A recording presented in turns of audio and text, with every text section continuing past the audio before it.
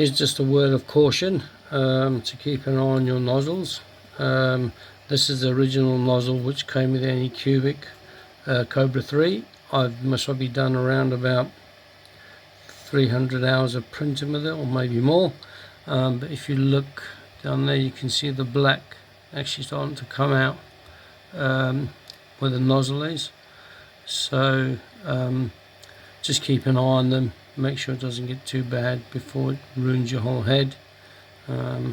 So luckily I caught this one before it did any more damage. I didn't see any difference in print quality. I just checked it and noticed that. Just try and get. So I just checked it and noticed. I don't know if you can see that. Noticed the black oozing out behind the nozzle. It also looks like it was starting to leak at the top as well. So glad I caught it before it damaged the whole of the printhead. Thanks for watching. Please subscribe if you haven't done so already, and keep an eye out for my other videos.